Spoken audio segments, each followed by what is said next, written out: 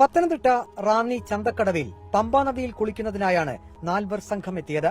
റാന്നി കുത്തുകല്ലുങ്കൽപ്പടി സ്വദേശി അനിലിന്റെ മകൾ നിരഞ്ജന, അനിലിന്റെ സഹോദരന്റെ മകൻ ഗൌതം, അനിലിന്റെ സഹോദരി എന്നിവർ പമ്പാ നദിയിൽ ഈ ഭാഗത്താണ് കുളിക്കാനായി ഇറങ്ങിയത്. കരിങ്കൽപ്പാളികൾ നിറയെ ഉള്ള ഭാഗമാണിത്. പെട്ടെന്നാണ് അത് സംഭവിച്ചത്.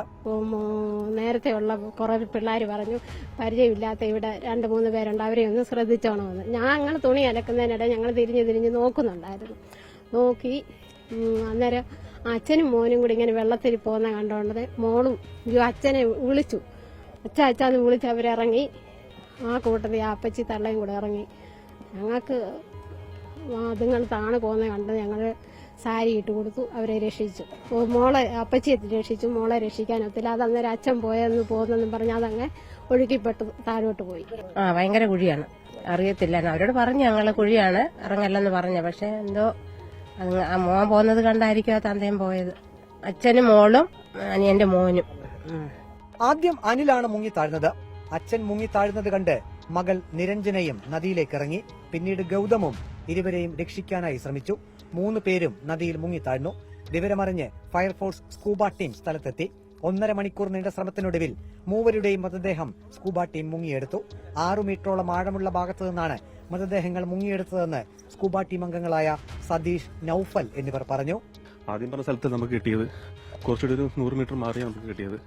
അപ്പോൾ വെള്ളത്തിന്റെ കാര്യം നമുക്ക് ഒരിക്കലും പറയാൻ പറ്റത്തില്ല. അപ്പം നാട്ടുകാർ പറഞ്ഞനുസരിച്ചിട്ട് ഒഴുക്ക് അങ്ങോട്ടായിരുന്നു. അവിടുന്ന് ചരിഞ്ഞു വരുന്ന ഭാഗത്താണ് നമുക്ക് കിട്ടിയത്. ഒരു ബോഡി മാത്രം നമുക്ക് ഇറങ്ങിയ സ്ഥലത്ത് തന്നെ കിട്ടിയിരിക്കും. ഒരു 6 മീറ്റർ ഒക്കെ ഉണ്ടാവും. അതെ, 3 ബോഡി ഒരു ബോഡി ഒരു സ്ഥലത്തായിരുന്നു, ബാക്കി 2 ബോഡിയും വേറെ സ്ഥലത്തായിരുന്നു.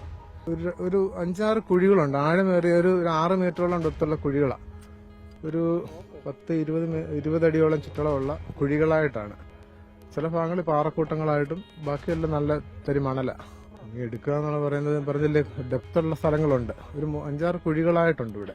കുഴികൾ വലിയ കുഴിയാണ്. നമുക്ക് അതിനകത്തൊരു കറക്കൽ പോലുള്ള ഒഴുകി വരുന്ന കൂട്ടത്തിൽ കുഴി വരുമ്പോഴത്തേക്ക് പിന്നെ അവിടെ നമുക്ക് പോലും കയറാൻ പറ്റാത്ത പോലുള്ള കുഴികളാണ്. Gautam Ranni MS higher secondary സ്കൂളിലെ 9ാം ക്ലാസ് വിദ്യാർത്ഥിയാണ്. നിരഞ്ജന +2 വിദ്യാർത്ഥിനിയാണ്. അനിൽ പെയിന്റിംഗ് തൊഴിലാളിയാണ്. ഈ ഭാഗത്ത് കടവുകളിൽ ഇളകിക്കിടക്കുന്ന കരിങ്കല്ലുകൾ മാറ്റി അപകടാവസ്ഥ ഒഴിവാക്കാൻ അധികൃതർ തയ്യാറാകണമെന്ന ഒരു ആവശ്യം കൂടി പ്രദേശവാസികൾക്കുണ്ട്. വീഡിയോ ജേർണലിസ്റ്റ് അജി കൊടുമണ്ണൊപ്പം reporter Praveen Purushothaman. In reporter, Pathanamthitta.